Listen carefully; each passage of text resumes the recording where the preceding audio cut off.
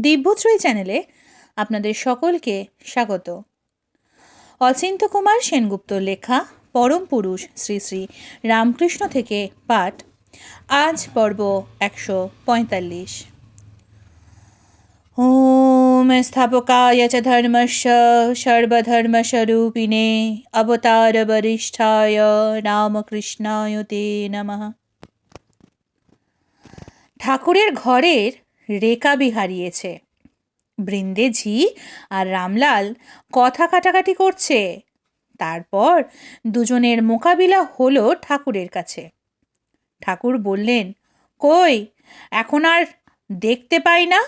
আগে ছিল বটে, দেখেছিলাম। আমার সব আছে, স্ত্রী আছে, ঘরে ঘরে ঘটিবাটিও আছে, বললেন ঠাকুর। হরে প্যালাদেরও খাওয়াই, হাবির মা এলেও ভাবি।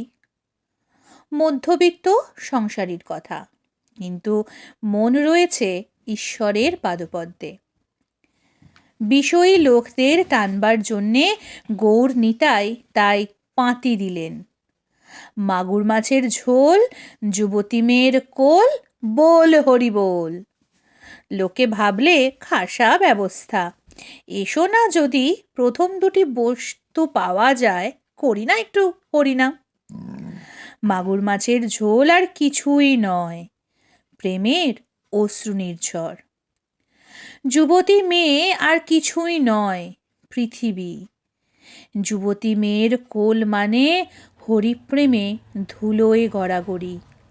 একবার জিভে একটু নাও না হরিনামামৃতচ্ছটা।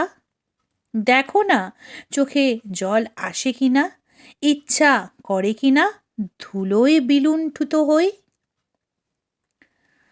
কাঁটালের মাছি কি গোলাপের গন্ধে আকৃষ্ট হবে? হবে না। সুতরাং গোলাপের নির্যাস আগে একটা শিশির মধ্যে বন্ধ করো, শক্ত করে ছিপি আঁটো। তারপর শিশুর গায়ে ঘন করে কাঁটালের রস মাখাও। সেই রসের গন্ধে ছুটে আসবে কাঁটালে মাছি। মাছি এসে জড়ো হলেই খুলে দাও ছিপি, ঢেলে দাও গোলাপের নির্যাস। তখন কাঁটালের মাছি বসে যাবে, ডুবে যাবে, আর উড়ে পালাবে না। ঘটি বাটি আছে বটে, কিন্তু ছুঁতে পারেন না ঠাকুর, গাড়ু পর্যন্ত না।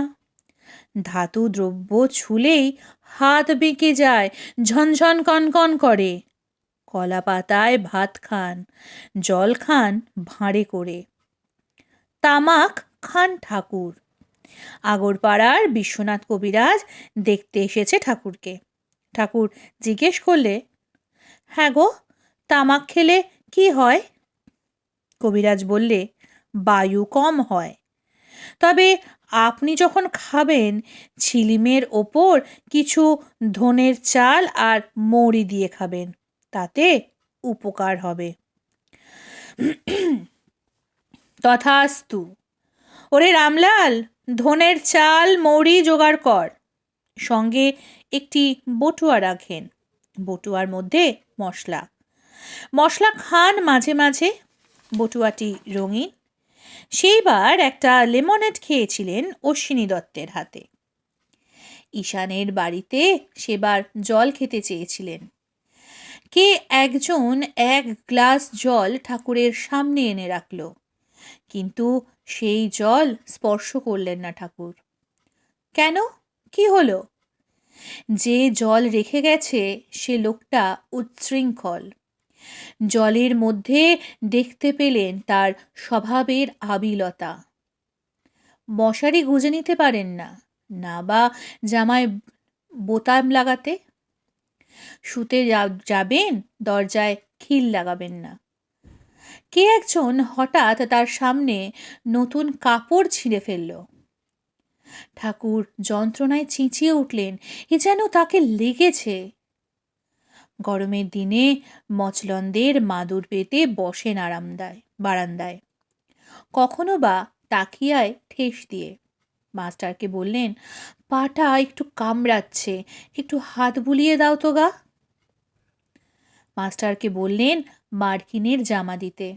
সেদিন বললেন একটা সাদা পাথরের বাটি এনো, 1 পো আন্দাজ দুধ যাতে ধরে। হাতের ইশারায় বাটির গড়ন বুঝিয়ে দিলেন। আর সব বাটিতে আষ্টে গন্ধ লাগে। খবরের কাগজ দেখতে পারেন না। গিরিশের বাড়িতে বৈঠকখানায় গিয়ে দেখলেন একখানা খবরের কাগজ পড়ে আছে। ইশারায় বললেন সেটাকে সরিয়ে নিতে। না সরানো পর্যন্ত বসলেন না। কালো বার্নিশ করা চটি পরেন, ধুতির পাড় লাল। এমনিতে গায়ে একটা পিরান, আস্তিনটা কুনুই ও কবজির মাঝামাঝি। শীতের দিনে ফুলকাটা মোজা, বনাতের জামা, কানঢাকা টুপি। গেরো বাঁধতে পারেন না, গেরো বাঁধলেই দম বন্ধ হয়ে আসে। শম্ভু মল্লিকের ওষুধখানা থেকে একটু আফিং নিয়ে গিয়েছে, বেঁধেছিলেন কাপড়ের খুঁটে। ব্যাস, পথ ভুল হয়ে গেল। শ্রীমার হাত থেকে পাওয়া একটু মশলা একদিন গুঁজেছিলেন ট্যাকে। ব্যাস, গঙ্গায় গিয়ে ডুবলেন। দেশেও অমনি একদিন হয়েছিল। আম পেড়ে নিয়ে আসছি, পথে আর পা ফেলতে পারি না, দাঁড়িয়ে পড়লাম কাঠ হয়ে। তখন কি করি? আমগুলো ফেলে দিলুম ডোবার মধ্যে। তখন পায়ে চলার শক্তি এলো। গ্রামের চণ্ডী মণ্ডপে যেমন এলোমেলো হয়ে বসে, তেমনই বসেন চাপাটি খেয়ে। কোঁচা নেই, কাপড়ের লম্বা চাদরের মতো করে বাঁ কাঁধে ফেলা। কাপড়টা লম্বা চাদরের মতো করে বাঁ কাঁধে ফেলা। যখন কীর্তনে যোগ দেন, কোঁচার কাপড়টা কোমরে ফেট্টি করে বাঁধেন। যখন বালক সাজেন, তখন আবার অন্য রকম করে পড়েন। সেদিন বালক সেজে বালিশ কোলে নিয়ে বসেছেন। বালিশকে ছেলে করে দুধ খাওয়াচ্ছেন আর হাসছেন বালকের মতো। সমাধি অবস্থাতেও মুখে হাসি। হিসেব করতে পারেন না। মাইনে নিয়ে একবার কি গোল বাঁধল। শ্রীমা বললেন, খাজাঞ্চিকে এবার বলা যাক। ঠাকুর ছিছি করে উঠলেন। হিসেব করব? সেবার মণিমল্লিক তীর্থ করে ফিরেছে। ঠাকুরকে এসে বললে, অনেক সব সাধু দেখে এলাম। কেমন দেখলে সব? দেখলুন, তবে কি না কি? তবে কি না সবাই পয়সা চায়। মণিমল্লিক ভেবেছিল ঠাকুর বোধহয় সেসব অর্থী সাধুদের ওপর বিমুখ হয়ে উঠবেন। কিন্তু ঠাকুরের সায় ওই সব সাধুদের দিকে। বললেন, কটা বা আর চাই শুনি? হয়তো একটু তামাক বা গাঁজা খাবে, তার জন্যে। তোমাদের দুধের বাটি, ঘিয়ের বাটি চায়, ওদের একটু তামাক গাঁজাও খেতে দেবে না? সব ভোগই তোমরা করবে। সহজ সদানন্দ পুরুষ, সকলের জন্যে দরদ, সর্বভূতে খান্তি। গগনাঙ্গনে সর্বকালিকী জ্যোৎস্না। কারো প্রতি কার্পণ্য নেই, কুণ্ঠালেশ নেই। ভূতানুকম্পী জনই আসল সাধু। ঠাকুর হচ্ছেন ভূতানুকম্পী। নারকেলের নাড়ু ভালোবাসেন। জিলিপিকে বলেন লাট সাহেবের গাড়ির চাকা। আর কিছু না দাও, ভাত দাও, একটু ভাতের মণ্ড, একটু সুজির পায়েস, অল্প নিয়েই আমার তুষ্টি। উপকরণ সামান্য, উপভোগ অন্তহীন। যা পেটে সয়, যার যেমন ধাত। একবার যোগিন ঠাকুরের কোথায় নিন্দা শুনল। নিন্দা করছে তো করুক, ঠাকুরকে তা স্পর্শও করতে পারবে না। ধোঁয়া কি ম্লান করতে পারে আকাশকে? চুপ করে রইল যোগিন। ফিরে এসে ঠাকুরকে বললে। ঠাকুর রাগ করে উঠলেন। বললেন, আমার নিন্দা করলো আর চুপটি করে তাই তুই শুনে এলি? প্রতিকার দূরের কথা, প্রতিবাদও করলি নে একটা। তুই কি মানুষ? মাথা হেঁট করে রইল যোগিন। এর কিছুদিন পরে নিরঞ্জন নৌকা করে দক্ষিণেশ্বরে আসছে। সেই নৌকায় আরও অনেক যাত্রী। কথায় কথায় ঠাকুরের প্রসঙ্গ উঠেছে। কতগুলো যাত্রী ঠাকুরের নিন্দা শুরু করলো। যত কলুষ কটূক্তি, আর যায় কোথা। ক্ষিপ্ত হয়ে উঠল নিরঞ্জন। নৌকার দুদিকে পা রেখে দোলাতে লাগলো নৌকা। বললে, ডুবিয়ে মারবো তোদের, ঠাকুরের নিন্দে সইব না প্রাণ থাকতে। সকলে তো ভয়ে থরহরি, নৌকা প্রায় ডুবু ডুবু। সবাই তখন নিরঞ্জনের হাতে পায়ে ধরল, অনেক কাকুতি মিনতি করতে লাগলো। নাক কান মলে প্রতিজ্ঞা করলে আর নিন্দে করবে না ঠাকুরের। তখন নিবৃত্ত হলো নিরঞ্জন। সেই কথাই সেদিন বলছিল দক্ষিণেশ্বরে। শুনে ঠাকুরের তো জ্বলে উঠলেন। শালা, তোর কি? আমার নিন্দে করছিল তো বেশ করছিল, তাতে তোর কি মাথা ব্যথা? যার যেমন ধাত, যার যা পেটে সয়, যার যেটি সহজ হয়ে আছে। আবার আরেক দিন কালী মন্দিরের ঘাটে স্নান করতে আসে এক পতিতা। স্নান সেরে ফিরে যাবার পথে ঠাকুরকে প্রণাম করে দূর থেকে। দু একটি কথাও বা কয় মাঝে মাঝে। এই নিয়ে আবার পাড়ায় বেপাড়ায় ফিসফিস। কথাটা কানে এলো যোগেনের। সে এবার তেরিয়া হয়ে উঠল। এবার আর সে ছেড়ে দেবে না। প্রমাণ যদি দিতে না পারো, তবে তোদেরই একদিন কি আমারই একদিন। তখন নিন্দুকের দল মেয়েটাকে ধরল। ছি ছি ছি, পাপ প্রশমন মধুসূদন, আর বাড়িও না পাপের বোঝা। লজ্জা নিবারণ, লজ্জা কেড়ে নিও না। নিজের দেহ বিকিয়েছি বলে দেবচরিত্রে কালি দেব? আমার দৃষ্টি আচ্ছন্ন, কলুষিত, তবু দেখেছি সেই ষোড়শী যাসন নারায়ণকে। নিন্দুকের দল লেজ গুটল। উদ্যত মুষ্টি যোগেন বুঝি পিছু নিয়েছে। ঠাকুর যোগেনকে ডেকে পাঠালেন। বললেন, ছাগলে কি না খায়, পাগলে কি না বলে, তার জন্যে তোর কেন আস্ফালন? ওসব কথায় তোর কান দেওয়ার কি হয়েছে? যখন যেমন তখন তেমন, যার বেলায় যা তার বেলায় তা। কাপড় চোপড় রাখবার জন্যে ঠাকুরের একটা বাক্স ছিল। সেই বাক্সে আরশোলা বাসা বেঁধেছে। বাক্সে একদিন নাড়াচাড়া পড়তেই বেরিয়ে পড়ল আরশোলার দল। ধর ধর, ঠাকুর তেড়ে গেলেন। একটাকে মুঠোয় চেপে ধরেছে যোগেন। ঠাকুর বললেন, ওটাকে বাইরে নিয়ে গিয়ে মেরে ফেল। বাইরে নিয়ে গেল বটে, কিন্তু মারল না, ছেড়ে দিল। এই নিয়ে আবার ঠাকুর মাথা ঘামাবেন ভাবতে পারেনি যোগেন। ঘরে ফিরে আসতেই জিজ্ঞেস করলেন, কিরে, আরশোলাটা মেরে ফেলেছিস তো? যোগেন ভ্যাবাচাকা খেল। ঢোক গিলে বলল, না মশাই, ছেড়ে দিয়েছি। আমি তোকে কি বলেছিলাম? মেরে ফেলতে বলেছিলেন, তবে ছেড়ে দিলি কেন? যোগেনের মুখে কথা নেই। ঠাকুর বললেন, শোন, যেমনটি করতে বলবো তেমনটি করবি, নিজের মতো চলবি নে। গুরুবাক্যই বেদবাক্য, বহ্নি বাক্য।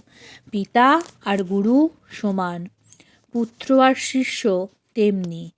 গুরুকে মানলেই গুরু তোকে টানবেন, ঢাকবেন, রাখবেন। শিব দুর্গা ঘুমোচ্ছেন। দরজায় দাঁড়িয়ে পাহারা দিচ্ছে গণেশ। হঠাৎ পরশুরাম এসে তার গুরু শিবের দর্শন চাইল। গণেশ বললে, হবে না, আর এক সময় এসো, আমার এক্ষুনি দর্শন চাই। পরশুরাম জোর দিয়ে বললে, তারা এখন ঘুমোচ্ছেন, তাদের ঘুমের ব্যাঘাত হতে দেব না। গণেশ রুখে দাঁড়ালো। ওসব কথা শুনছি না, দাঁড় ছাড়ো। পরশুরাম নাছোড়বান্দা। দর্শন করতে যখন মনে হয়েছে, কেউ পারবে না ঠেকাতে। লেগে গেল মারামারি। গণেশ পরশুরামকে ধরে ত্রিভুবন ঘুরিয়ে ছুঁড়ে মারল মাটিতে। তখন পরশুরাম কি করে? শিবের থেকে পাওয়া পরশু ছুঁড়ে মারল গণেশের উপর। গণেশের একটা দাঁত ভেঙে পড়ল, রক্তারক্তি কাণ্ড। গোলমাল শুনে ঘুম ভেঙে গেল শিব দুর্গার। বাইরে বেরিয়ে এসে দেখেন গণেশের এই অবস্থা। তখন ভগবতী শুল তুললেন, তেড়ে মারতে গেলেন পরশুরামকে। মহাদেব নিরস্ত করলেন ভগবতীকে। বললেন, আত্মজ যেমন পুত্র, শিষ্য তেমনি পুত্র, তাই গণেশ আর পরশুরাম সমান। সুতরাং পুত্র বুদ্ধিতে পরশুরামকে ক্ষমা করো। ভগবতীর ক্রোধ শান্ত হল। পরশুরামকে ক্ষমা করলেন, রক্ষা করলেন। গণেশও হতাশ হবার ছেলে নয়। ভগ্ন দন্ত তুলে নিলে মাটি থেকে, সেটিকে নিজের যোগদণ্ড করলে, সেই থেকে তার নামও হয়ে গেল একদন্ত। হাজরার বেলায় পাটোয়ারি বুদ্ধি, অথচ যোগেনের বেলায় ভক্ত হবি তো বোকা হবি কেন? একটা কড়া কিনতে বাজারে পাঠিয়েছেন যোগেনকে। অত শত কে দেখে? দোকানিকে শুধিয়েছে, ভালো জিনিস তো? দোকানি বলেছে ভালো, সরল বিশ্বাসে তাই নিয়ে এসেছে বাড়ি। দেখি কেমন কড়া আনলি। কড়াটা হাতে নিতেই দেখতে পেলেন কড়াটা ফাটা। জল দিতেই দেখা গেল জল পড়ছে। তখন খুব চটে উঠলেন ঠাকুর। বললেন, ভক্ত বলে তুই বোকা হবি? দোকানের কথায় বিশ্বাস করে একটিবার না দেখেই তুই নিয়ে এলি? দোকানে কি দোকান ফেলেছে ধর্ম করতে? লজ্জায় ম্লান হয়ে গেল যোগেন। ভবের হাটে সুখ কিনতে বেরিয়েছিস, যাচাই বাছাই করে দেখ কোন সুখটা টেকসই অথচ সুলভ। বাজার করতে এসে আমি ঠকে যাব কেন? আমি ঠকতে তো আসিনি। চোখ কান খোলা রেখে সওদা করে যাব। সুখের বস্তুটাকে দেখব ঘুরিয়ে ফিরিয়ে। টুটা ফুটা দেখলে কিছুতেই কিনব না, কিছুতেই না। প্রভু বললেন, সহজ না হলে সহজকে চেনা যায় না। আর কিছু না পারো, সহজ হয়ে যাও। তাকেই বলে সহজানন্দ হওয়া। চলতে চলতে যা কিছু পথে এসে পড়ে তাতেই আনন্দ, তাতেই পরম পূর্ণতা। তোমার মুখখানি দেখব বলে কত সন্ধান করেছি দিকে দিকে। গিয়েছি পর্বতে অরণ্যে, স্বজনে বিজনে, হয়েছি একান্তচারী, কখনো বা ঐহিকদর্শী। পরিক্রমা করেছি সপ্তদ্বীপা বসুন্ধরা। কোথায় তোমার মুখ? সব সময়ে মনে হয়েছে অস্পষ্ট, নীরব, অবগুণ্ঠিত। কোথায় কোন স্বর্গাগরল উদ্ঘাটন করলে দেখব সেই মনোনয়ন নন্দন মনোহর মুখখানি। সর্বতীর্থে স্নান করে গেলাম, দীক্ষা নিয়ে এলাম সর্বমন্ত্রে, তবু তোমার সেই উন্মুক্ত কমল কোষ কোমল মুখখানি চোখে পড়ল না। তারপর শরণ নিলাম মানস নিলয়ে।